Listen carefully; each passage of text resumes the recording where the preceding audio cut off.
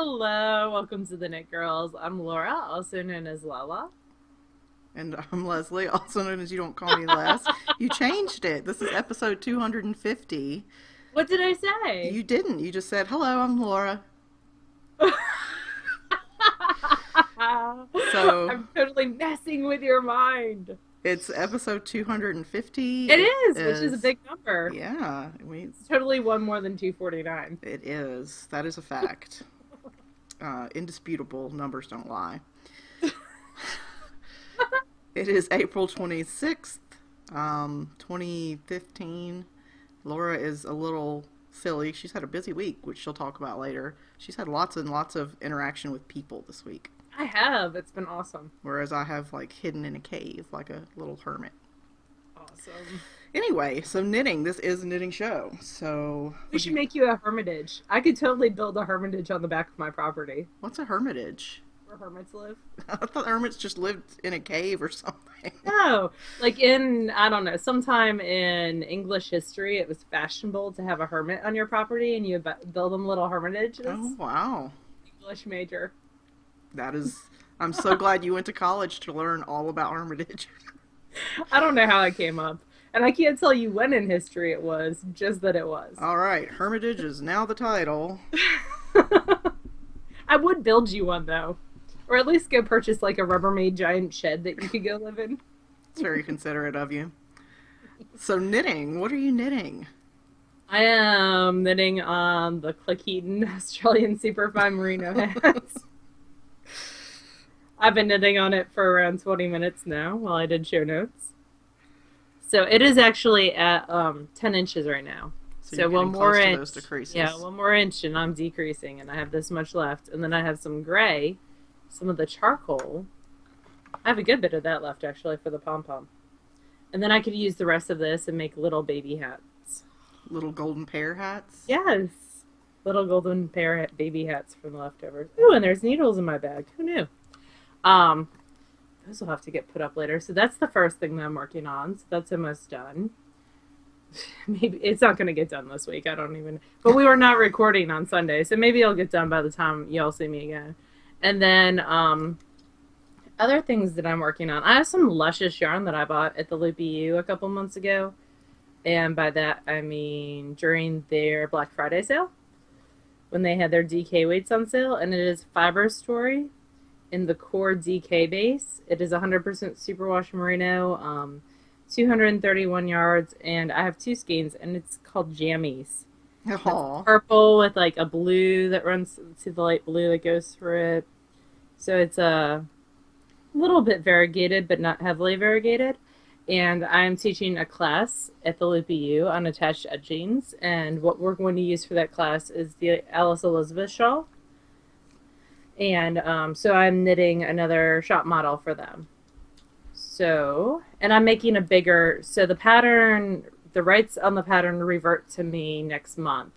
And while I love the design that I did for the club, I could only use, because clubs, you're limited in what you can use, right. Obviously. So I had the one skein of the Mrs. Crosby hat box, maybe? Mm-hmm. It was a Mrs. Crosby something, which is their cashmere silk merino sport weight. And I wanted something a little bit bigger and heavier. So this is DK, which is a little bit bigger. And I have two skeins. So instead of 315 yards, I have 462. So I'm going to make this one a little bit bigger, and then when I re-release the pattern on Ravelry, because right now it'll have another size, at least one other size, maybe two other, depending on how awesome I feel. So I started this in the car to stitches Friday night, and I am up over 100 stitches right now. So it goes like this, and then it's got an attached edging at the bottom. So I'm just cruising along on that. I would love to get it done by Thursday so I could block it and give it to Lynn Friday so she could just be my FO mule and take it back to the Loopy U with her. But if not, I'll ship it. It's not a big deal.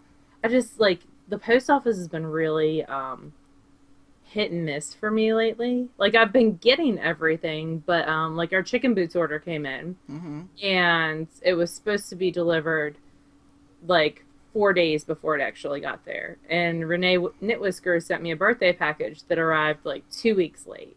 Oh no. She's like, I'm glad there wasn't anything fragile or it was yarn and Yeah. a card. So she's glad it wasn't anything that would like go rotten or Yeah. because she had paid for priority shipping on it. Oh my goodness. So anyway, there's a shawl. And I'm kind of loving it. I'm really, really digging I it. think I knit this as well. I think I test knit this for you. It looks I familiar. can't remember. Okay. It could be familiar because I talked about it on the podcast too, and No, you've I seen. mean like I'm pretty sure I've knit it. Okay. um, I know Eloise and Gail. My whole local knit group test knit it for me because I was keeping it under hush hush. So that means I contact people that I'm really good friends with, and Yeah. I'm like, "You must test this for me now."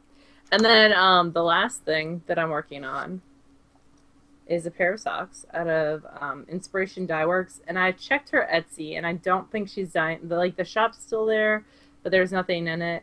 So and it looks like she might be on a break, and she might not be dyeing anymore. But I just the way you said that, now I've got that friends Ross and Rachel. We were on a break. so it's getting there. I started knitting these. Last round of testing is something to do when I home monitored, and we're about to start another round of testing. So I'm pretty sure these are going to get worked on this week. We'll just see how things go. This is going to be more of a wham bam test. It's a shorter test. So it's still 3 weeks. Well, it's actually, and we have a science test. It'll probably still be 3 weeks of testing, but it should go a little bit faster. And then I have a week, and then no more kids. And then I have a week of working without kids.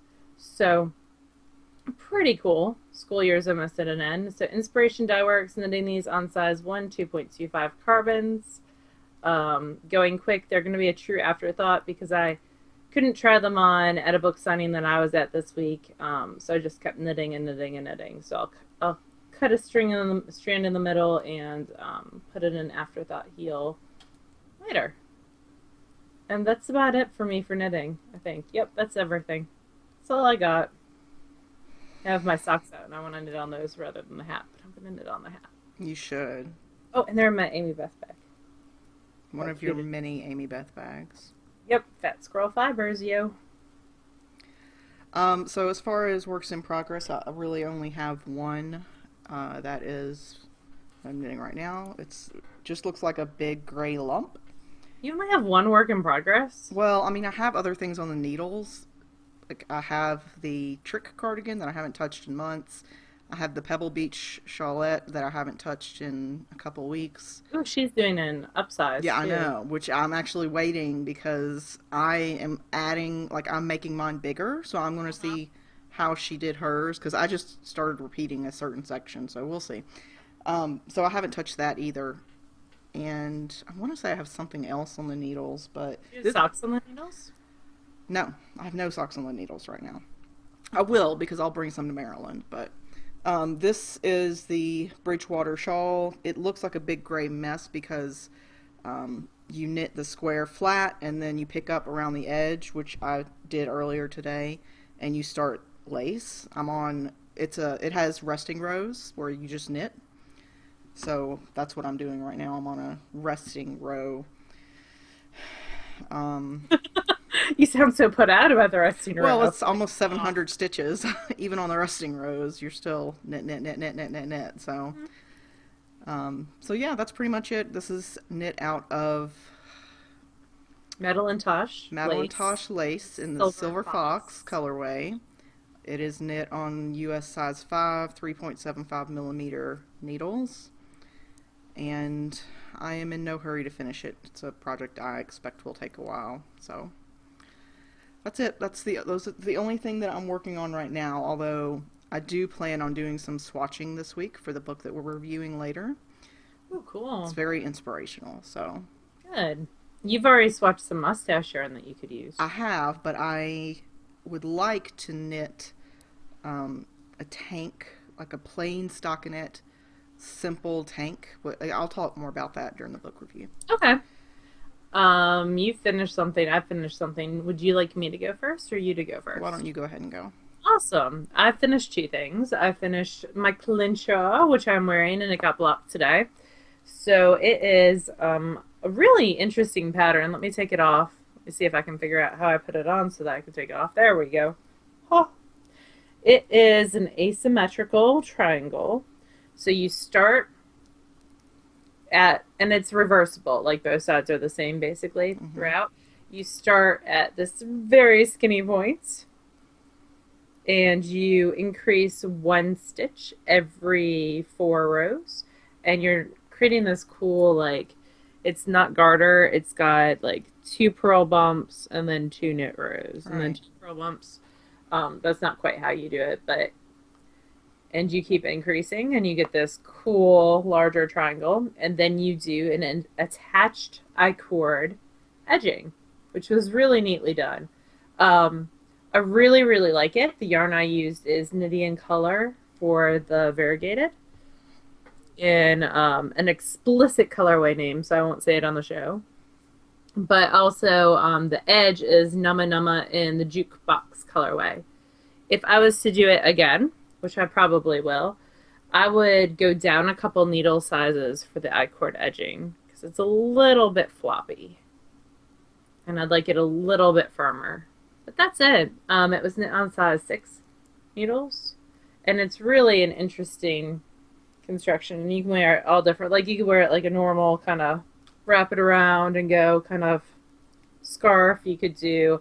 I've been pulling it through one because that's how I roll, and kind of like draping it so that's a little bit bigger, but you can see like all the cool I-cord stuff. Maybe I'll make it, but I could do that like halfway down too. Ooh, maybe I'll do that. And then wrapping it around again, or tucking the tail in. So there's a lot of different ways that you could wear it, and now I'll fuss with it, which is the way I really figure out how to wear my shawls. Is I just fuss with them for forever until I get them the way that I like them. So I did like pulling it through one. The model has it shown through all of them. Let me do that. So you can weave this end through all of them. And then you have this little like tail end thing. But it's an interesting construction. It's a really easy way to use up 50 yards of scrap in a solid color. Or if you thought you were going to do barn raising squares or mini skein, you have a ton of mini skeins, you could easily use them up that way. You can clinch it out a little bit. There we go. And just kind of let the tail hang down. Now I'm going to be fussing. I'm going to do like an Amy Beth and just fuss for the rest of the thing. But it's really, really interesting. Good way to use up variegated and a little bit of leftover solids. So, yeah, I don't like that way. Anyway, it is fun. I'm going to leave it with Sarah, I think, so it can, at least at Maryland, so it can be a little. There we go. That's more my speed. What? You're such a fusser. It's I am. I'm crazy. very finicky about how, and sometimes I don't know. I'm very finicky. There we go. Okay. I'm better now. I'll stop touching it. So I really, really like that. And then the other thing that I finished were my sock blockers. I totally had sock blockers in here earlier. There they are. I finished my Quare fiber Patchwork. socks in the patchwork colorway. Yep. I knew, and this has been the delay on the afterthought heel with a revisited pattern. I knew that I really liked the short rows on one side, but I wasn't happy with the way the short rows on the other side were turning out. Oh, I have a drop stitch right there. Looks like I'll have to grab that later. So I decided to do some more research, and now I'm happy with how they turned out. Cool. So they both look like that. Show me your drop stitch.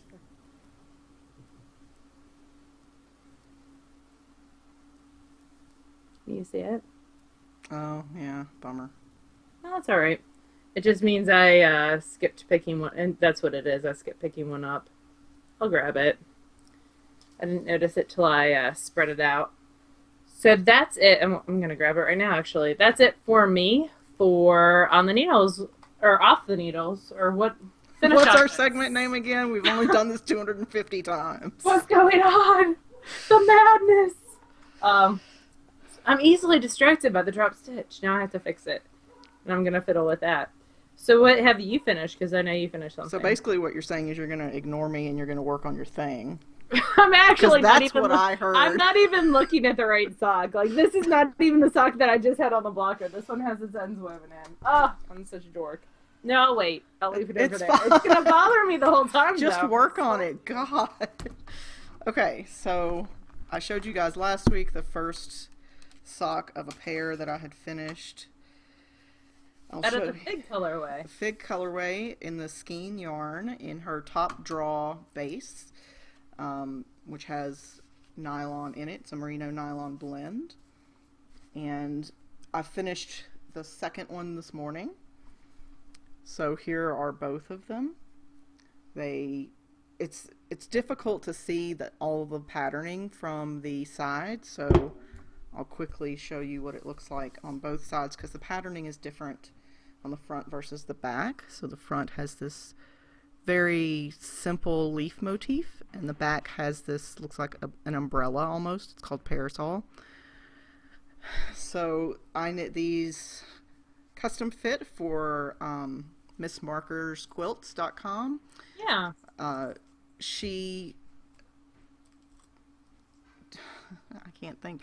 She long arm quilted Laura's quilt for me, which I was going to try to rush and finish this week so that you Yeah. could take it back with you. And then I was like, yeah, it's a huge quilt. It's going to take up so much space. She's not going to want to have to take that on the plane. So, Well, I would totally take it on the plane, but don't worry about rushing it. Mom and Dad will be back up there for my sister's graduation because Becky's graduating with her master's degree. I know. So, congratulations to my little She's sister. defending her thesis this week. Tuesday? Yeah, I'm pretty sure it's this week. So, so yeah, she had to mail everything off, or mail, like it's old school. She had to email everything off today. So I'm super proud of her. She's the first one of us to get her master's, which is so exciting. She's so fancy. She is. She's very smart too. She is. And pretty. And doggone it, people like her. She's very funny too. So's And her husband. She's super artistic. Gussler She is. Designs. This is not a show about Beck Gussler, though. So, It should be. I don't know why not. so this week I had training, mandatory training for everyone in our office. There was like 40 of us. And basically it was a new form of project management that they're doing. And we had to learn all about it, which in my opinion was kind of useless because we're not the people running the projects anyway. But anyway, it gave me time to knit, so that's awesome. That's pretty fabulous. I'm on board with that. I did not even ask. I just brought my knitting, but I made sure that I made, it was just stockinette, so I had constant eye contact with the guy and was active in the class and all that. So anyway, I decided I would be subversive, and I cast on the Big O. Oh, you finished those. I did. Oh my gosh. No This one's even is- seen those besides on Instagram. This is Gail's art. It's a BFL nylon blend. It's her Wonder base, so it's 465 yards to the skein. This is what it looks like in the cake, so it's lots of happy colors. And this is what it looks like when they're finished. So I just did wow. a simple stockinette pattern with a slip stitch heel. I copied Laura in that she mentioned a while back that when she does slip stitch heels, she slips on the purl side, so she has to purl less. That is a Lucy Neepy trick because we took that class together. Well, I must not have paid attention to that. That's when I couldn't hear too, so I don't know how I learned that and you didn't. Well, I learned it from Laura, who learned it from Lucy Neatby, who knows where she learned it. She's brilliant. She probably came up with it herself. So smart. So anyway, I knit these. I knit a whole sock from Wednesday until about Thursday morning, exclusively in the class. And then I got most of the cuff done on the second one Thursday afternoon. So Last night I turned the heel, and this morning I finished it because it was simple stockinette, so it didn't take a whole lot of effort. And plus, I had Michael download Outlander for me, the first season.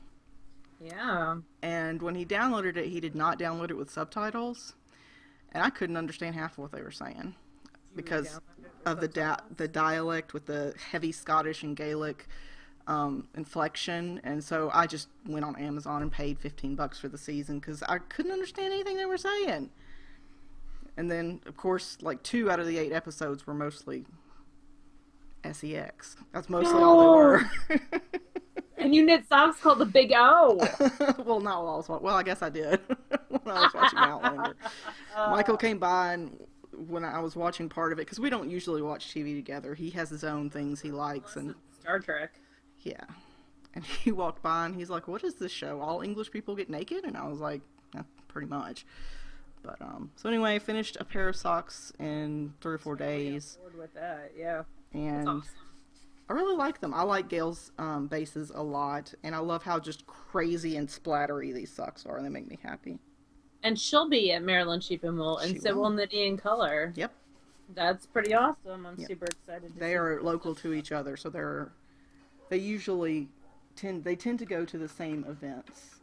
they are. But Sarah has been waitlisted for a booth at Maryland for a while. I'm Oh not yeah, going to say a long time because I don't know. It could be like a year or 2 years or however long. yeah. And But I she think finally got a booth this year. her husband Derek will be there with her with the spindles, right? Yes, Subterranean Woodworks, who's got the most gorgeous Turkish spindles. So if Hmm. you are going to Maryland and you are in the market for a Turkish spindle, I have a lot of his. I'm not even going to say a number because I can't be accurate.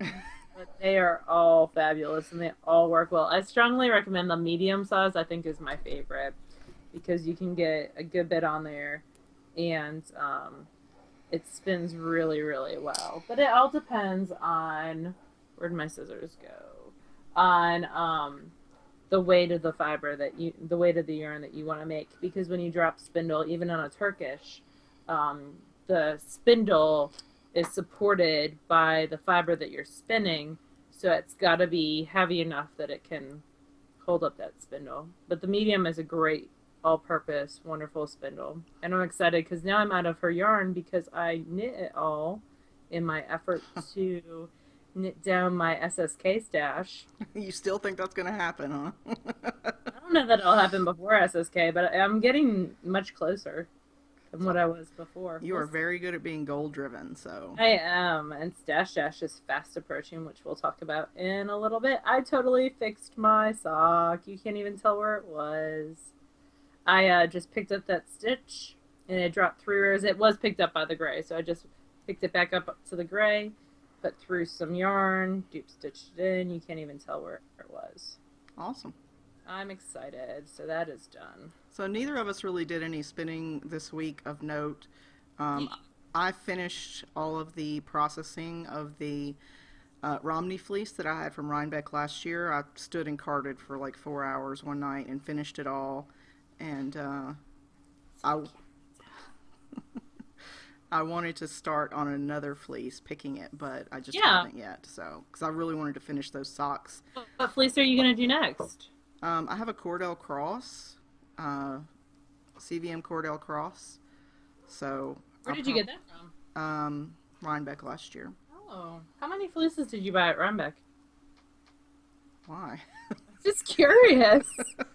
I think I got I'm not judgmental. I'm just curious. I think I got 3 at Rhinebeck last year. Oh, okay. What So kind of fleece do you want to buy at Maryland this year? I don't know. Joanna gave some really good options in the thread, so I may have to look up some of the ones that she mentioned. I wanted to see if Fox Hill Farm was going to be there. She doesn't do her fleeces in the market, like in the Uh-huh. fleece market, but she usually has a booth. But I think her booths are usually only at Rhinebeck because I looked up on the vendor list and she's not on there. So They did add, if you are going to Maryland Sheep and Wool, I would keep an eye on their vendor thread because they've had several people drop out in the last mm, couple days. So they've been updating in it's like MD Sheep and Wool 2015 vendors in the Ravelry group because Earth Guild dropped out, which is so sad. I like their stuff. They're awesome weaving folk. Um, and like Golding used to have a booth, and they don't go to shows anymore, which I didn't realize. Oh, I didn't realize that either. They do an event on their property, I guess. I'm sure they're getting up there. Um, and Spanish Peacock's not had a drop, and there were some others, but they've been replacing vendors, so that's a good way to get updated information. They've been really good about posting there, which I totally appreciate. Yay! So that is, I don't know, what else were we talking about? Fleeces. Fleeces. And then you processed your Romney, and you're going to do a Cordell CVM cross next. I'm gonna pick it. It's already been everything's already been washed. I don't like to leave stuff unwashed, so You can visit me more often. I don't like to leave my fleeces unwashed. Clothes, let them pile up until I'm out of clean I stuff. have three unwashed fleeces. Three unwashed fleeces still.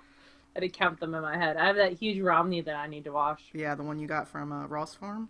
Yes, I'm super excited, but I have like a big plastic table that I lay my fleeces out on, and that's too big for the plastic table, so I need to get a second plastic table to set beside it. So, anyway. Yay, we have a question from Sign One. You often talk about bases when you're describing yarns or rovings. Can you tell us more about what that means exactly? So, bases is what kind of it sounds like. It's the base yarn before dye's added. So it's the yarn that's been spun and plied and is naked. So it's the fiber content and the level of twist. It's the finished yarn before dye's been added. What most dyers refer to when they say, it's this base or that base, is the fiber content and how it's plied. The twist of it. So if they have one yarn that's made out of pure merino wool and one yarn that's merino with nylon, then those are going to be different bases. And some vendors, some dyers, make up cool witty names for each base, sort of based on what their name is. I know Leading Men Fiber Arts is all theatrical, so they have like the showcase base and the spotlight base and all that. So a lot of times they do that to sort of keep in the theme of their own lines. So when you're a dyer, an indie dyer, it's very costly to have a base specifically made for you, although some people do. Mm-hmm. You get with a mill and you say, this is what I want. So most indie dyers buy from the same wholesale distributors. There's like 4 or 5 that you can purchase from. Mm-hmm. Kramer Yarn Mill's one. There's a bunch of different ones. So they might all have the same base, but the way that they add the dye is completely different. Yeah, that's true. So Louette's one. I'm trying to think who else. Wool to Dye For is one. Yes, Wool to Dye For is super popular. So if you find a base that you like, you can probably find it dyed by multiple people. But the dye is what really makes it different. Yeah, the method and the colors chosen and all of that. And fiber roving's the same way. Yeah. But like Laura said, unless you are willing to invest significant money, it is unlikely that you're going to be able to have a mill create a base specifically for you. Like I know, Madeline Tosh has its own, Volmisa has its own, Noma Noma had her own, but it's an investment to get them to create specific yarn for you. For the most part, most indie dyers use, pull from the same pool of options. That's about it. That's all we have to say about that, I think. Do you have anything else? No. Awesome. Let's see. We have a book review. We do. And we put it off twice because I hadn't sat down and read it. Like it is a meaty book, and it's one that we really wanted to give proper attention to. Yep.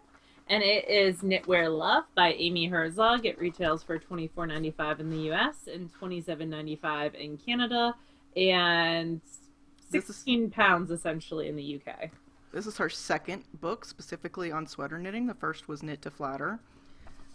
where she laid down a lot of basics on how to modify sweaters or create sweaters specifically to a specific size, whereas this one is still has a lot of that type of information, but it's more towards a style. It's more style based. Um, there are 8 styles in here. We'll talk about all of that. So in the introduction, she goes into the new meaning of couture, and she's got a quote in here I really like. It says, "Fashion in our real lives is about clothing that drops seamlessly into our daily experiences. That's creative, fits us perfectly, and is intimately personal." And I feel like that's the overall meaning of this entire book. It's creating garments and that are fashionable, but also drop into your lives seamlessly. And I like that she doesn't presume to say that the sweaters that she's knit up in these books will absolutely work for everyone. She says these are the basic shapes, and here's a million ways to change it to make it work for your body. That, you know, the clothes are made to, commercially made clothes are made to fit X size, and you know, we're infinitely different. So every time a shirt pulls too tightly across our belly or is too short on the arms or what have you, we inherently think we are wrong, whereas it's really more about the clothes being made for you, and how, being knitters, we can really do that. Oh, we can make our own. Mm-hmm. Chapter 1 goes into different mood boards about different styles. There's vintage and casual. I'm definitely the casual style in this stuff. I am, I think, a cross between casual and classic. There's also sporty. I like classic as well. I like some of the sporty pieces too. Yes. There is modern and bohemian. Yes. I definitely not so know much some. I definitely know some bohemian, but it's not me at all. And there's some modern pieces in here I really like as well. And then there's romantic. Romantic. And I like the mood boards and everything. Every style that she talks about fibers and fabrics and colors and iconic sweater examples. So for example, was it classic was had the Fair Isle, like the Fair Isle sweaters that you think of. Iconic for casual is the V-neck cardigan worn open, or a scoop neck tunic, or an oversized sweatshirt type thing. So she goes into different styles, and then she's got a quiz, not even a quiz, like just an a little exercise. questionnaire, yeah. Yeah. And it's 5 parts, and it's project versus clothing, your favorite sweater, descriptives, and it really is designed to make you think. Yes. And I appreciate that. And I love that when she goes and she talks about, okay, here are 2 options on this page, avant-garde and classic. And you may say, you know, just based on the sound of those 2 options, I can tell you I'm not avant-garde. I just don't have the sort of personality or the desire to be that person. But she doesn't just talk about what inspires that type of look. She also says, hey, you know, if you're going for a classic look, you should focus on natural long-wearing fibers in rich, solid colors. You shouldn't necessarily go for, you know, anything with a halo is going to disrupt a classic look. So she gives you lots of really great information about not just what types of sweaters go with what type of style, but what kind of yarn and colors really work best with that style, which isn't something I'd ever put thought into before. Chapter 2 is really about sweaters deconstructed. Swatching was my favorite section of this, but there's also a silhouette balance of fit size, which is kind of what she went more into in her first book. Right. But the swatching section, I really like how she says that gauge is important, but what you really want to swatch for is how the fabric will wear. And the wear of the fabric, if it's drapey, if it would be too drapey for the project or too tense for the project, if how it wears once it's washed, how it blooms once it's washed. Because let's face it, you're going to wash a sweater, hopefully at some point. And she talks if about not, you cannot sit next to me. You can sit over there. She talks about how to check for how the swatch is energized, not necessarily the yarn itself, but the Mhm. swatch altogether, and how to test it afterwards. And a point that she made, and she makes it in her classes as well, I remember her going over this, was that body shape is kind of determines what looks best on you, not necessarily what you should knit, because you should knit whatever makes you happy. But just because you're a thin person or a heavy person, that doesn't necessarily mean you're going to be bottom heavy, top heavy, etc. She talks about proportional shapes, and when I went through her class, I was a curvy proportional. And basically that means that my shoulders and my hips are about the same distance, about the same measurement. And she talks about how we shouldn't worry so much about how we look from the side, because when we don't go around walking sideways. Like when we meet someone, we generally are looking face on, and how with sweaters you can make your sweater project any body, like anything that you want it to say. You can make, a v-neck to slim, to draw the eye downward in a vertical line. You can add color blocks to lengthen or shorten parts of your body. And like, we can't review this book in 10 minutes and tell you everything in it. There's no way. It is No, it's very, very absolutely meaty. a book that you want to get into if you really want to make sweaters that work for you individually. I also like how she goes into neckline changes, because neckline for me is something that's pretty easy to change, or Hmm. sleeve adjustments, but it totally changes how the sweater looks. Oh, yeah. And then she goes into what she calls meta patterns. Right. And the very first meta pattern is the pullover.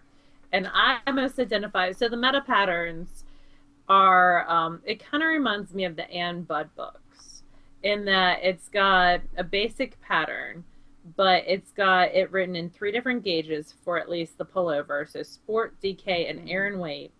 And it goes from a 30 all the way up to a 54. And then it has adjustments to make it look classic, which is the one that I totally Hmm. identify with, which is this one. I love that I do sweater. too. And then there's also simple adjustments to make it modern, like how you would make that same sweater modern. And, or if you wanted to do something more romantic. Right. And she does give you measurements and numbers for sizes 30-inch to 54-inch in the book, but she also tells you how to adjust those if you need different sizes. If you're, very, very narrow in the chest or larger than a 54, she gives you information on how to make those adjustments. And she's only giving you, like, these are three out of hundreds of options for pullovers. She Yeah. just gives you three sort of bouncing off points of where to start Yeah. for each And meta she has a pattern. pattern worksheet Hmm. then, and you can print out extra copies of this on her website so you don't have to Yep. continually run to a copier And or they're make a free terrible to copy. download and print from Yeah. her website. So, And so how you can change all of that using that as well, which I really appreciate. The second portion is the cardigan. yep, I really like two of the cardigans. I like I this red one. really, yeah, I like that one. So the first one is vintage, which is not so much me, just because you see how much I fiddle with my and then that tie I would fiddle with all day long. But that's part of knowing you as a person. Yes, Then there's the classic, which I absolutely love. yes. That's probably my favorite. And then there's also, I think it's oh, and this she one. goes into on each model page, what exactly you can see. Like why she attributes it to a Yeah. vintage look or a classic look or what have So you. on the classic, the yarn is a large gauge but lofty and light. All over texture adds an understated interest. Traditional V-neck shape with buttons, long simple sleeves, and it says Courtney is wearing a 34 in bulky gauge. So Hmm. you kind of get an idea of what that person really is in real life. Another thing that we didn't really talk about, but in chapter one, she talks about how I know people say like when you photograph knitwear, you're selling the lifestyle Yep. behind it. And she encourages you to look beyond that lifestyle that's Hmm. portrayed in the picture. Think about things that come in different colors. And so I was discussing something in the Dragonfly booth with the owner of Dragonfly because she had sold completely out of the kit in one color, and it was the Hmm. sample color. but none of the other colors had sold. And it's because as knitters, a lot of times we see that sample and we picture that sample on us, and we can't move beyond to think of different color Right. choices. And Leslie and I both encourage you to think beyond that picture and beyond that color choice that's being represented and kind of put your own spin or twist on it. And we struggle with that as much as anybody. Oh, So, yeah. I always am like, ooh, could I buy that? yeah, could I buy that exact setup? Yeah, Will I could you look like just sell her? that sweater to me? I want to be wearing those cute boots and that white Yeah. dress and look like I'm gonna go chill someplace too. Like that's me, but that's not me. So you have to move beyond that picture sometimes. The last sweater I really love, and that's casual. Yes. And these are just examples. These are just Yep. starting off points. And like Laura mentioned before, these worksheets, which you can download from her site, um, essentially you're measuring and getting numbers. And once you complete this worksheet, you have your pattern. Like you have your pattern based on, you could knit this cardigan 10 times and it would be different every time. And all you have to do is fill out the numbers on this worksheet. I do like another thing that I like, just because the vest section is a good example, is they do have it styled a little bit differently in the different pictures. Mm-hmm. So with that gray vest, there it is there, and there it is belted. Yes. And I don't think, because we're talking about moving beyond pictures, if I just saw the picture of it belted, I'd be like, See, if I but just I saw like, it without the belt, I would be like, it's stretching see, weirdly over her boobs. yeah. So it's just one of those things that I enjoy the fact that there are lots of pictures in here. And the three vests pictured, I also like that there's the little like key in the Hmm. front that And shows. that's mirrored on the back. There's little sketches of some options on the back as well of the book. So, and it also goes into different closures and finishing things that you need, like buttons or uh, zippers or different closures. So, Yeah, she has a lot of interesting ways to make things your own. So, as an example, the fifth pattern is the tunic. And so she's got three different options for tunics here. And one of the options is the sporty, and it's got thumb holes in it. yeah, So she talks, when you get to the worksheet for this particular section, she talks you how through how to create thumb holes. And you could take that and you could and apply it put to it anywhere. Oh, any yeah. of the other items. She talks about the different color, the contrasting color for the neckline and the hem and cuff. And you could take that and apply it to any of these books. And again, she gives you numbers for any size or any of the 30 to 54-inch size. There's also a cowl section, which Hmm. is the cowl neck. But you could take any of those and change the neckline on that. So if you really like the way the yellow one is fitting, or I kind of like the bottom patterning on the gray one, I could change that to a V-neck because cowl necks in the South aren't super. Yeah, it's not a favorite look of mine for myself. So I could change that to a V-neck, and that would be Hmm. more useful in my wardrobe. And as an example on that particular pattern, she does discuss in the first section about substituting stitch patterns. Uh-huh. So if you have a particular stitch pattern that you really love and you want to incorporate it into a sweater, but that sweater isn't out there, it doesn't exist, you can create it. And she talks about how to work with substitutions in the early part of the book.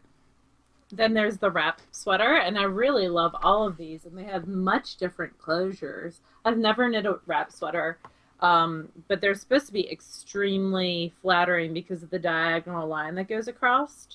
But like the sporty one has a zipper closure on the side, Mm-hmm. which is a really neat way of doing it. And then another one has like snap tape, Yes. the modern. And then there's the actual tie that you see before. We all know I would fiddle with a tie all day long. So, but the Bohemian has more of that tie with a texture that goes down. So little details can totally change the appearance of the sweater. The next section is the tank, which is what really inspired me. So these are the different variations she took on the tank. There's the avant-garde with the intentional drop stitches as a pattern detail. There's Uh-huh. the sporty, which has a hood and pockets.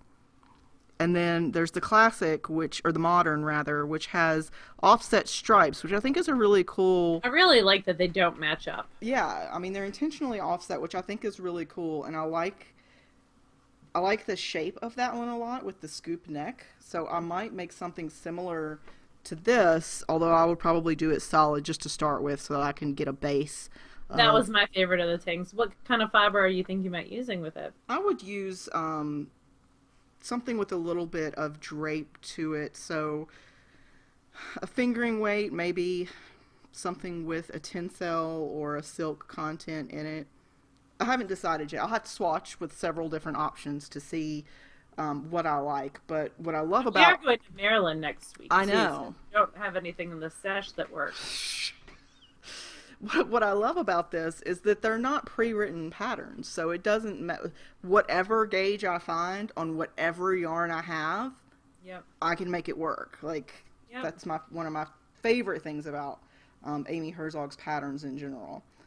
And the last section is the bolero. I am not much of a bolero person myself. I do like that yellow one because it shows a little bit of cleavage and the Mm-hmm. neckline closure really draws attention to the top portion, like your face area Yes. versus I feel like sometimes boleros kind of cut you in half and Mm-hmm. they're not super flattering in that way. But that one with the open Yeah, neckline, I it does really, like really like. force you visually to look up at her face versus any other part of her body that maybe she isn't, a huge fan of and she wants to draw attention away from.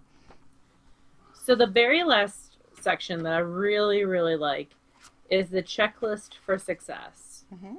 So Amy gives you one, two, three, four things, five things that you need to do to have a wonderful sweater. Yep. And first is to choose the fabric that you love.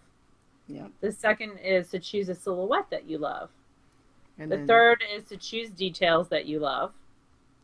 Choose a size that you love and have fun. yep. So I think that's a really good way to kind of bring it all together and really summarize the book. Right. Make something for you the way that you want it to look with the yarn that you want to knit it with and make it look great. And having her first book is always helpful, but you could absolutely do it with just this book. Again, this is Amy Herzog in the Knitwear Love. You can get it the paperback for $24.95 in the U.S., 16 pound in the U.K. And if you ever have a chance to take a class or listen to a lecture by Amy, absolutely do it. It's There's a worth. craftsy class as well. Right. She really breaks things down in an easy to understand way. So, two enthusiastic thumbs up from me on And this is Knitwear Love. perfect for Operation Sweater Chest as Yes, well. it is. Since we're kind of both going in the sweater mindset Mm-hmm. again, so there is that. All right, what else do we have to? What are you reading? I've read nothing really this week because it's been insane. I haven't read as much this week as I did last week. Last week I think I read like 4 books, but they were all like, I don't want to say crappy, but they were all fluff, Uh-huh. sort of romance, paranormal romance style.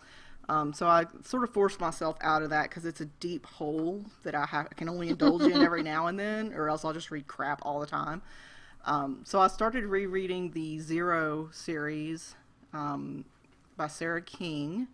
I'm on the third one because I've read them before, so it goes a little quicker. I don't have to relearn all the different types of aliens and languages and stuff.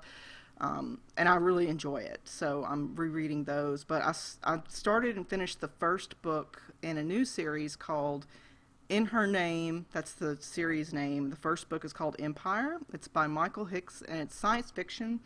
And the first one is free on Amazon. The first hit's free. Yeah, Uh, always.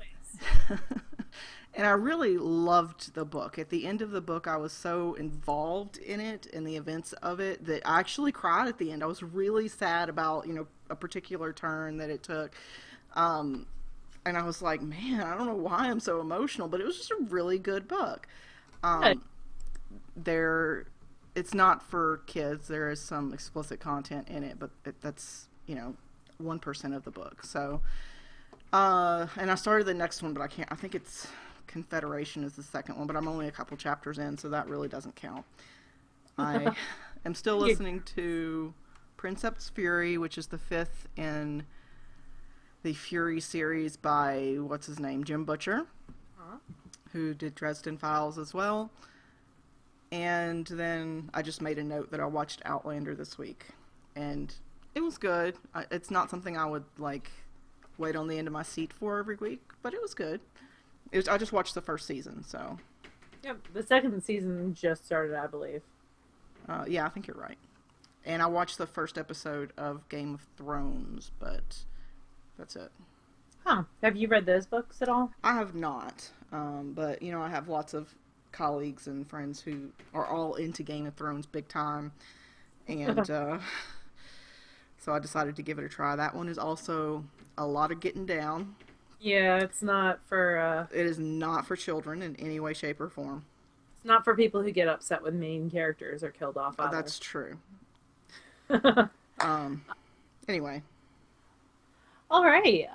So I'm going to talk about Stitches South, and then we'll talk about some other things I did this week, and then we'll talk about where we're going in the future, and then we'll do giveaways. How about that? Does that sound like a plan? I'm going to sit back and knit because you got a lot to talk about. I do. So, let's see. Monday I mowed my lawn. It was super exciting.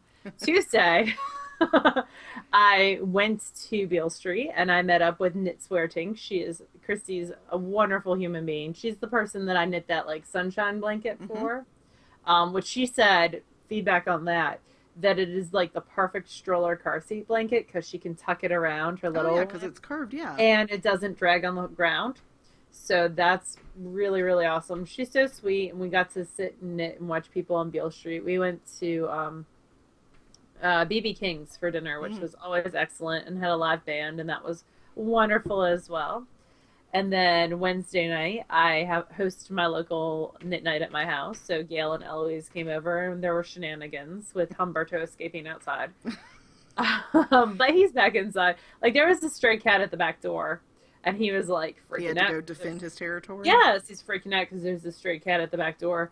And only Humberto is allowed to vomit in this house, dang it. Seriously. So he's like freaking out. So I opened the back door and then I'm like, oh, I don't see the cat anymore. So I opened the screen door and I was like, wow, there's a cat out there. Totally my cat. So I grabbed him real fast and brought him in, and Eloise and Gail laughed at me. But I was like, how did you get out there? And Eloise is like, he just went boop, boop, boop, boop, and just walked right past you. So, and Eloise didn't say anything to you? No, of course not. And then she told me that I'm hanging out with them too much because I'm getting senile. Because it's catching. Apparently. So that was Wednesday night. Thursday night, I went down to the Hernando Library, which is a wonderful library. It's part of the first regional area libraries in Mississippi. And they sponsored Greg Iles to come, who's a big name author, whose books, I'm sorry to say, I've never read. But Wheezy and Mom really like his stuff. And I'm always interested in, and Eloise had read one, so Eloise and I went. And I'm always interested in what authors have to say, because there's always some kind of interest. Even if you've never read their books, there's always some interesting backstory. Leslie and I went down there a couple of years ago and saw Charlene Harris. Mm-hmm. And I So got told that I had gigantic calves. I remember that very I stood in line, yeah. Mm-hmm. Because you were knitting on your knee highs at that point. Yes. I remember that. The Vesper ones. So we went and we were sitting and we were knitting, and I saw a bunch of people I worked with, and there were a bunch of other knitters down there also sitting and knitting. So it was like a second knitting meetup. But it was really, Greg Iles is a very fascinating person. He's in a band with like Dave Barry and Stephen King, and they're in a band? Yes, there's this band of authors that goes around and they perform mostly for charity. Huh. But they have this band together. Steve Barry and Stephen King? No, Dave Barry and Stephen King. Oh. Is Dave Barry the comedian? He writes. There's an author. Oh, okay. Not the He one writes I'm thinking of. kids' books, too. Okay. It might be the Definitely same not the one. one. I don't No, know. not if he writes kids' books. Well, there's this trend with a lot of and Grisham, and he writes kids' books too. And you wouldn't think of Grisham as a kids' book author, or Patterson if you had ever read, but he's a huge kids' book author now. So there's this trend right now of adults thriller authors going down and writing kids' books. But it was interesting because he writes a book that's set in Mississippi. It's part of a trilogy, and it has to do with racism and the KKK. Mm-hmm. Kind of like a thriller, like a Grisham type thriller, but he's written other books, but he has no delusions about the publishing industry and them being like trying to nurture authors. He was basically like, they're in it to make money. Oh yeah. So don't like your publisher is not your friend. Your publisher is trying to make money. He was in a car accident that took most of his leg, and his publisher and his agent and he was in a coma for 8 days, and his publisher and agent dropped him because he couldn't produce for a couple of years, and that's when he wrote this book, and they had just sold the Hollywood rights. So he was talking about that and that process, but it was an overall really interesting lecture, not even lecture, like he did mostly Q&A. Yeah. So it was really, really interesting.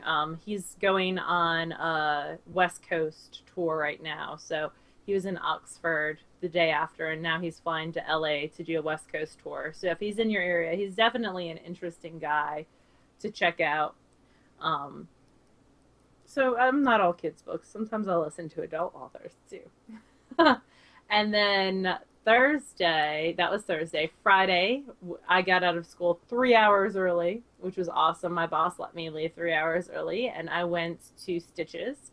And I was getting super nervous because people were posting on Instagram all these pictures of the Plucky booth, which was like mobbed. Well, like, no, I feel like they were posting pictures of the things they bought, which looked like the Plucky booth. Like there was enough there that it looked like they could stock their own booth. And I'm not being judgmental. I've been there with other buyers. Not being judgmental. I'm just saying some people went pretty crazy. so like I was starting to get worried because I was seeing pictures that people were taking of the booth and it looked insane. Like it looked like there could be hair pulling going on. So I was getting super worried, but they brought a ton of stuff, like 2 booths really, and then they were restocking constantly. And I'll go into what I bought in a little bit. So we left and we went, and we arrived around 4, and we were able to park. So Stitches was in the Grand Ole Opry, which is this huge hotel that's got a river that runs through it, a water, like a real waterfall. It's a huge, huge facility. And they charge $24 a day for parking. Sounds and it doesn't matter if you're there. That's the self park. Yeah. It doesn't matter if you're there for 30 minutes or the whole day. It's $24. So someone had posted on the board that there's a walkway from the mall right over. And it turned out that Stitches was on the side that the walkway just connected with. So it was like a 5-minute walk. And there's a walkway, and it was super well lit. And so we parked at the mall, had no problems, and just walked over. So we saved that $24 each day. So that's an extra skinny arm for you. I know. So we would have split it 3 ways. So what I bought, I did go to the Plucky booth first. Because I was so worried. She went to the Plucky booth first translates into she was like, see ya, Eloise. Eloise went with me. And so we met Kim from SSK, who always puts up with Gail and Eloise. I think she's Lowell? No, Kim. She's from Ohio. Dude. She works for Kroger. Anyway, she was at SSK last year. I know, you're not going to remember. It's not that I don't want to. It's that, we have 150 people every year. I just can't. This is how I remember her from SSK. Is she came up to the table with another person, and Gail and Eloise. And Gail was trying to tell me who she was and where she was from. And Gail, mangled it completely. She's like, she's from Chicago. And Kim's like, no, I'm from Ohio. And, she was kind enough to put up with it, Eloise and Gail. And so that's why she's in my head. And I saw her at Stitches again. So I went to the Plucky booth. And what I did before I went is I made a list in my phone. I'll show you what it looks like. So I had made a list in my phone that looked like this, and it was sweater quantities that I was interested in looking for at both Stitches and Maryland. So the very first is Window to My Soul, which is a Hohi Lochieli pattern, and I would need 4 skeins of a fingering weight. And I also would look it up if I found something that I was interested in and making sure that it called for 400 yards versus 440. And then Raindrops, which called for 4 skeins of fingering weight. Caraba, and I tried on my sister's Raindrops, and I really liked the way it fit, which was 6 of Rios and 2 of a secondary color. And Monomania, which is 4 different colors of fingering weight one skein per color. And that's what I bought at Plucky. I went into Plucky and I was looking for a non-cashmere blend. They sell a lot of cashmere blends, which are gorgeous. But for me, cashmere is super warm. I live in the South. I didn't know how practical it would be, even though I'm cold a lot. And cashmere is a short staple fiber, so I did not want anything that would pill. So basically, Monomania is a 4-color cardigan, and it's got chevron striping. So the 4 colors, and I stood there and they were very patient with me. The 4 colors I got are these. So the first one is a bright purple. It is Rhinestone Cowboy. And then I think the next color that I use, actually my main color is going to be this one. It's this dark purple. It is Elixir. And these are all in the Plucky Feet base, which is a superwash merino nylon blend, 425 yards. The most the sweater needed in my size was like 400 of one, so I've got a little bit extra room to play if I need to. Because you're striping it, so even if I use 25 more yards, that might get me a little bit, you know, because it would be like a 4-stripe repeat. So this is Elixir, and then there's Steel Guitar, and then there's Magnet and Steel. So these are the 4, and I'm going to swatch to see what kind of order I want them in. So can I ask you, the one that's in your left hand, is that green or gray? It's gray. So you got 2 grays and 2 purples. I did. But they're different. They're different grays and purples. They are. This is a lighter gray, and this is darker gray. This is a lighter purple, and that's a darker purple. I was just asking. And I was thinking of doing it so light purple, dark gray, dark purple, light gray. Doing it that way. Maybe I should switch those two. So that's what I'm thinking for that. So that's all I bought at Plucky. It was the 4 skeins. That was around $100. But the cashmere blends were a lot more expensive, and they also had 100% cashmere. They had a merino cotton blend or something cotton blend that I thought was interesting, but like it was still, even though it had slowed down where you could actually walk through the booth, it was still kind of crazy. Yeah. In fact, we saw one of the Plucky guys the next day, and Vicky would know, he was like, "Do you have a skein in your pocket?" And I told her that that was the worst line ever. And then she went back and told him that I said it was the worst line ever. And he said, "Yeah, I got like 5 more steps." And I wanted to turn around and say, "Yeah, and it's bulky." But no. Anyway, there were plenty of shenanigans, especially with Vicky with no E's involved. And then the next place we went, because Eloise wanted to go to the Bliss booth because she wanted some Arn and Carlos Regia. She got a different colorway. This is the one that I got. They are not making this yarn anymore. It was like a very brief run. So and you're just talking about that particular color run, right? Not Regia as a whole. No, it's just the Arn and Carlos, kind of like Opal did with the Van Gogh. Right. So once it's gone, it's gone. So there's not many people. Like Simply Sock Company sold out in like 3 hours or something. So there's not. What's Arn and Carlos? They're those dudes that knit the knitting with balls, like the balls. Okay, yeah. You have to see the video. Susan B. Anderson put a video of them on her blog. That's so cute and delightful. Okay. But so I got a skein of that. I skipped. Bliss was also selling. Miss Babs, but we're gonna see her next week at Maryland. And to be honest with you, so when you buy stuff at a show, you have to pay sales tax on it. Mm-hmm. So if you're buying a lot, it's actually cheaper to buy online and pay for the shipping versus the sales tax. Does that make sense? Well, I think it depends on what state you're in too. Like, yeah, I mean Tennessee's like a 9% sales tax and Nashville, so you're basically, and like Jersey just instituted this new thing. I don't think Jersey's alone. I think it's one of several states where you have to go back at the end of the year and report the things that you bought online and pay taxes for them. Then. Okay. So it wouldn't be cheaper for me, but depending on your state tax laws, it could be. There you go. And like Pennsylvania doesn't charge any tax on yarn fibers, so it just depends. So then I ran to Two Guys Yarn Company because I knew, and that's them right there, I knew that I wanted a sweater's worth of their yarn. And I got to meet, I think it was Gene. Yeah, and his mom. He's so sweet. And I think his partner's name is David, maybe? and he wasn't there. He had to work. I'm probably totally butchering that. I And he know was it's helping me Gene. pick. Yeah, and he helped me pick, and I got gray. So you got two sweater quantities so far. Both of them involve gray. That's true. I want to put it I out liked there. gray. And this is the standard in sock. It's the Superwash BFL nylon. And they're a little bit different, but they're in thunderstorm, so I'm gonna do raindrops in this one. Oh, that's a cool Want to hear correlation. something funny? So Leslie. Oh look, I got a stitch marker and it's a tie. Look at how cute!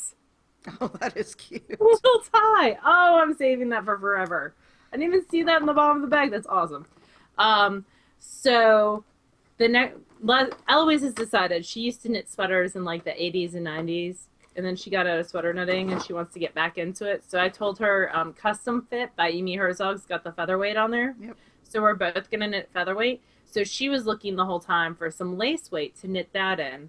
So while I was in class, she went shopping and she went to Two Guys and got some of their lace weight in the thunderstorm colorway. Oh, nice. She didn't know that was the one that I bought. So we're going to be matchy twins.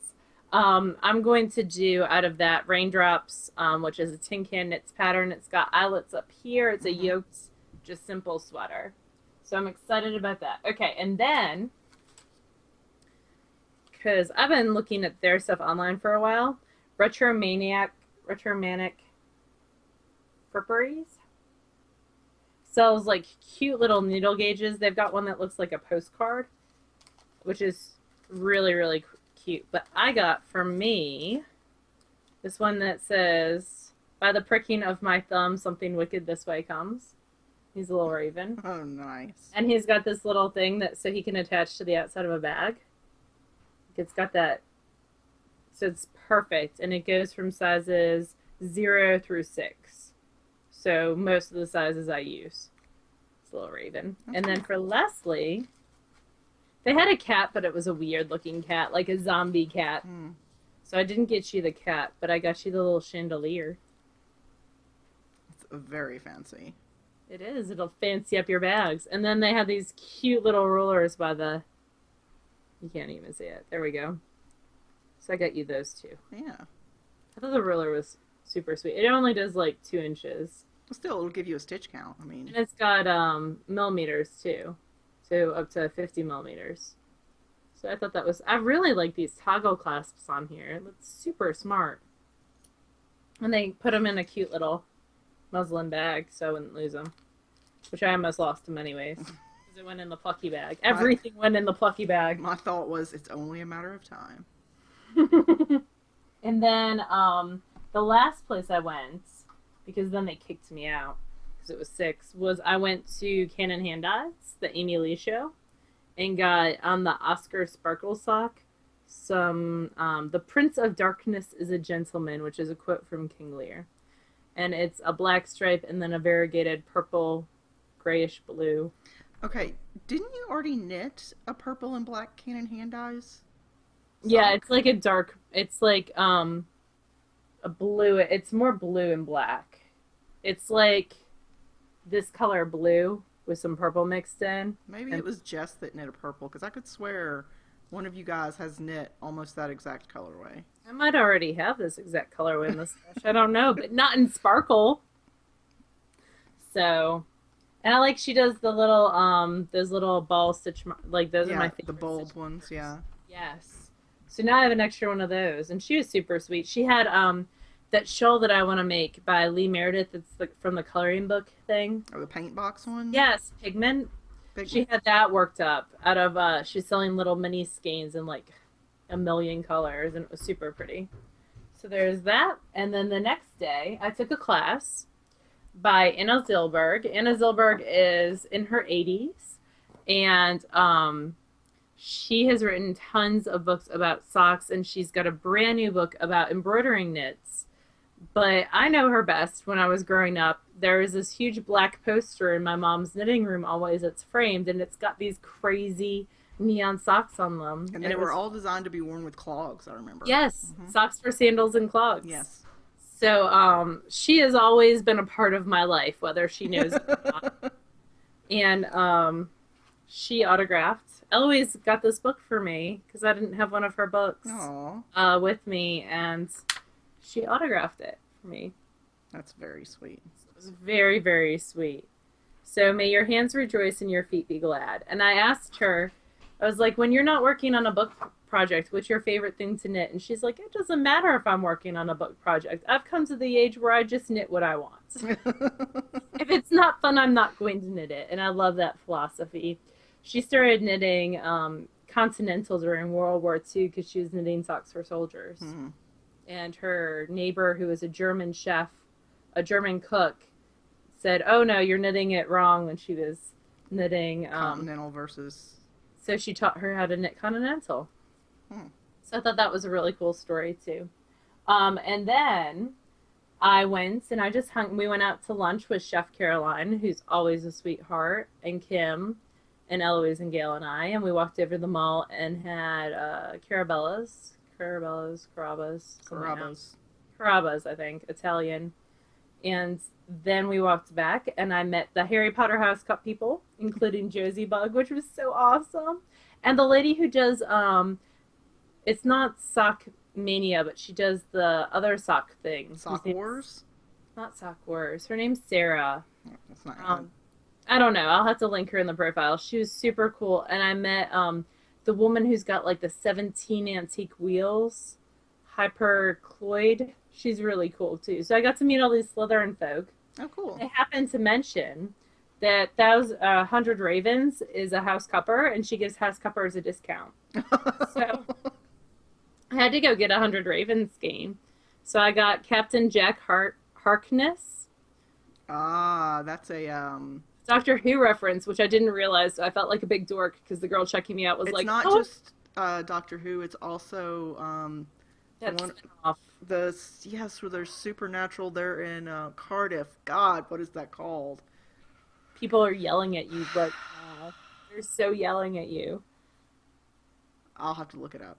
Anyway, and I told her no, I'm more of a Serenity fan. So, but I love purples and grays. Clearly. But look, it's got like a bluish purple and then a gray Mm-hmm. all together in one. It's a 2-ply, so I don't think it's going to be socks. It's a fingering weight, 100% merino superwash. So it's not going to be socks. It's going to be something else awesome, but it's happiness. And then I love dragonfly fibers. They're so sweet. And they've got great colors. And I already have one of their skeins of dragon sock, and I wanted to get it in heroin. Like, You not wanted to get some heroin? no. Like, the female version of hero. Heroin. Heroin, okay. Yeah. Jack Not the Harkness. drug. Torchwood, that's what it's called. Okay. I had to look it up. That was bugging me. And so I wanted something to go with that for a shawl, so I got Reluctant Dragon. So the other one's like a purpley, and this one's green, and I'm going to do something with it, a 2-color shawl. So that's it for Stitches purchases. Oh, my class! I didn't really talk about my class. So my class was really cool, and now I can't remember the name of it. But basically what it was with Anna Zielberg, the smell of sample sock. Isn't it cute? So wee. So what you do is you knit a strip. That strip right there. See that blue strip? Mm-hmm. It's 4 stitches and you knit that. And then on one side you mark the center stitch. And you pick up from the center stitch and you pick up. And then you start kind of joining as you go. And it forms a wee little toe at the top. Look at my wee little toe. And then you knit straight up till you get to 2 inches from where you want the heel. And then you pick up from the strip again and you knit the bottom. And you join as you go. So the sole is knit entirely separately from the top. Yes. I'm And totally going to do this again. she suggests doing that for ease of replacement, or Yeah, but also because it's super fun. Oh, and like on her, she does ferrule at the top. Mm-hmm. And so then you don't have to ferrule the bottom, which makes it more stretchy. Oh, that's true. And also, she had some that, like, this strip was in a totally different color, which you can do with ferrule, so the strip becomes a design feature all the way up. And then the bottom, you actually, so you're picking up, you're knitting it, and then picking up from the side like you do in attached edging. and knitting the two or SSKing the two so that they don't increase your numbers but still join. Yeah. And then when you get to the gusset, you don't decrease. You don't do that knit two together anymore. You're still just picking up, so that forms the gusset because it goes out. And then you do a short row heel. So the gusset's kind of worked as you go. Cool. Yeah, I thought it was super cool. And then you just knit in the round. And Vicky and Joe did awesome with it. So Yeah, I saw we all. Vicky knit her second sock this morning. I know I'm not knitting a second sock because that's just silliness. I am going to. I think it would be super cool not only to do ferrule at the top, but use like self striping at the top and do a plain color at the bottom. Wouldn't that be fun? It would be. Or vice versa, where it's like plain at the top and self striping at the bottom. You have a whole new design structure out there for I you. know. I'm super excited about it. So it was lots of fun, and Anna was very, very sweet. And I messed up once, and she was like, "No, you need to take that back." But I like people. She was coming around and giving critiques, and I feel that's very important when you're a teacher. Mm-hmm. Like saying, "Okay, that looks great, and you did it according to the directions, but next time, if you try it this way, like if you try slipping your stitches as if to purl, maybe that will turn out better for you." I like people who give critiques like that. So, and she is super sweet, and I hope that I look half as good as she does when I I'm in hope my I'm 80s. traveling around teaching and doing fun stuff in my 80s. That's I awesome. know. It was super cool. So, we do have two giveaways to give away this week, and then you said you had another prize to give away. Oh, yeah, So, I have some to give away. so let's do the Marigold Gin contest first. Oh, I did want to mention that we should have details on the spin along with Three Waters Farm very shortly. Okay. Three Waters Farm is the Marianne who sponsored our scholarship this year for SSK, which is freaking awesome. So, and they do a top of the month club, which is really reasonably priced at threewatersfarm.etsy.com.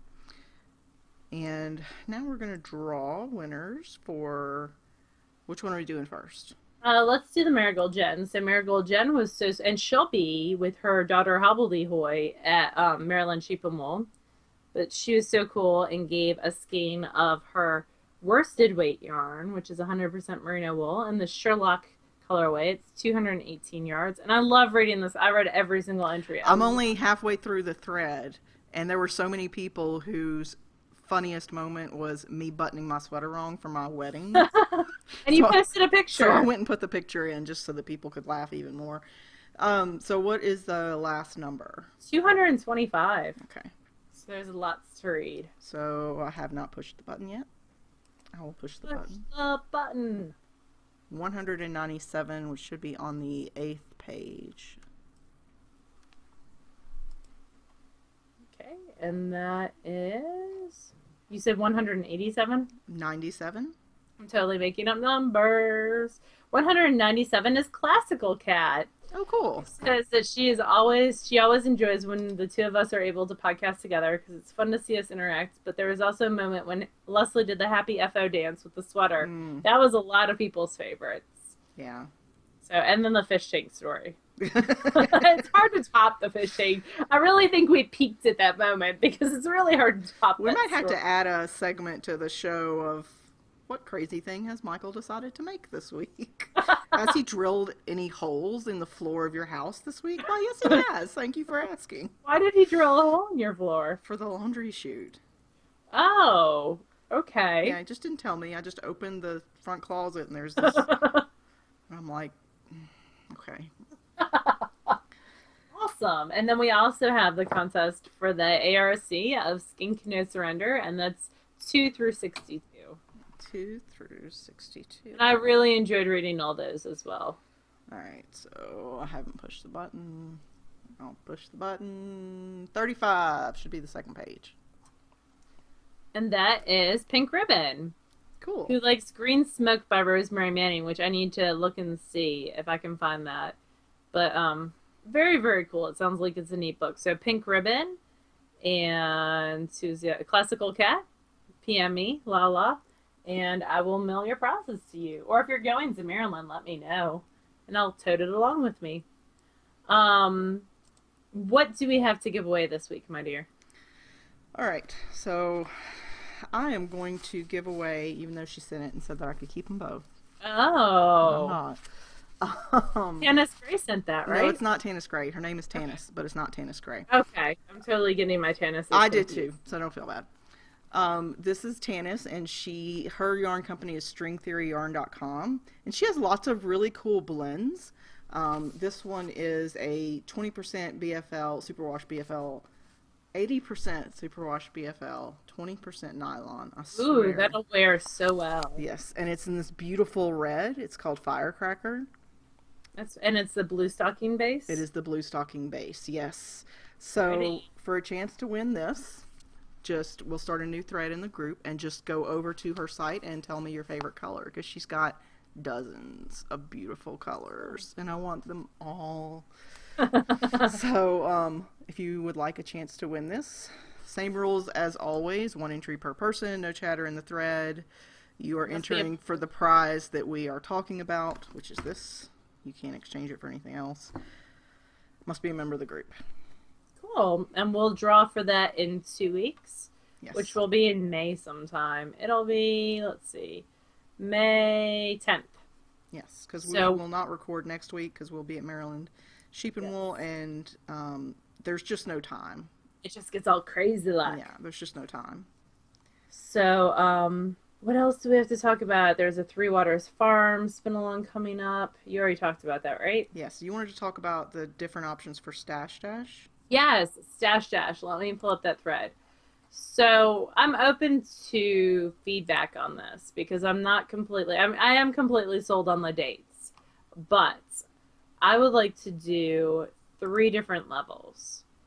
So one of the fun things that I like about Stash Dash is you're setting a goal Mm-hmm. and you're trying to get to that. So like if you decide to run a 3K, you run the 3K. You don't and you start later. You don't just which we're not starting later. Everyone's starting at the same time. I'm explaining this poorly. So anyway, the dates are going to be May 22nd through August 14th, which is a little bit longer than usual because typically we start when I get out of school and end a couple weeks after I get back in school. But I'm getting out of school late because of all that snow days, and I want y'all to be able to, if you're doing like the gratitude cal with the fat squirrel or something, or not Camp Loopy, but I mean you could use Camp Loopy too, but the Loopy Academy, so you could still use those projects as well, and any other knit-alongs that people have going on. You are free to double dip, triple Yep. dip. Stash Dash basically is you are using Stash. And in our world, Stash becomes Stash when it enters your house. Yep. So it's not something that you have to declare ahead of time. You don't have to, it doesn't have to have been sitting there for X amount of time. It doesn't matter when you started it. Once it enters your house, it is Stash or wherever you live. Mm-hmm. Um, so that's basic. We are very laid back with the rules. I am thinking that we should have 3 separate FO threads just for my sanity and do a 3K in one thread, a 5K in one thread, and a 10K in one thread. And So, you set the goal ahead of time of what you want to do. so what is it that's up for discussion that you wanted people's input on? Well, because some people say that I would like to keep those threads separate. Like there are 3 separate FO threads. And if Mm-hmm. you decide to go for the 3K and you surpass it, then I really don't want you posting in the 5K.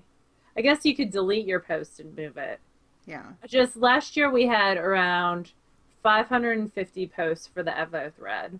And that's a lot. And I want as many people to participate as they want to, which is why we added the 3K and the 10K. Yeah. But if we continually move between threads, I'm afraid and you delete your post in the 5K because you think you're going to finish the 10K, but then you don't finish the 10K and then you move back to the 5K. So why don't we open it up for suggestions? Yeah. Because some people are organizational geniuses and they live for this stuff. So So maybe whatever, yeah. So just feedback if you want if it's okay to keep it 3 separate for my sanity, or if you want to allow movements. I guess I don't know. That's the question for debates. So I could even do a poll, but I like written feedback. Yeah, I think people will have some ideas that will go out of the structure of a poll. So I think Oh yeah. feedback thread would be good. Plus, we have people who've done it every year, and maybe they have some things that they love about it, but maybe it would be really great if we would tweak this one thing. Exactly. Typically you have one post and you edit that one post. Hmm. We're gonna still keep that because I need that. I can't have you posting 18 different Yeah, places. this Like, is not our job, unfortunately. We don't get paid to do this, so it's all in our spare time, and we have to make it doable. yes, and there'll be some prizes, but it's not. It's more about using stash than getting more stash Hmm. through prizes. And that's about it. Is that it for you for this week? It is, because we have been talking for an hour and a half. That is insanity. Yes. But I will see you on Friday. Yes. We'll see if you want to catch up with where we are. We'll be on Instagram and Twitter And probably. we'll do the meetup at the Lower Corral. Leslie loves meetups. I love meeting people, but my social anxiety side is like, there's so many people. So, It is a decent sized group. yeah. So, So, and it's always so much fun because we mhm. see the same people like year after year and you can see how they change. It's so much Yeah. fun. I like meeting people. If you came up to me at Stitches and said hi, thank you so much. Thank you, no one for grabbing me from behind. I appreciate that. Coming to my friend and telling me I did not grab you from behind. I always love that. So if I got to meet you and I gave you a stylus pen, thank you so much. It was so nice seeing everyone and catching up with some old friends and meeting some people for the first time. So, Yeah. and we'll So, see more of you in Maryland and then even more at Vicksburg and Estes and and SSK SSK. and Rhinebeck. Leslie will be at Rhinebeck. I will not. Um, but yeah, it's Yes. gonna be so much fun. It's a good year. It's a good year to be a knit girl. All right. Well, y'all have a wonderful week, and we'll see you again in 2 weeks. All right. Bye, y'all. Bye, y'all.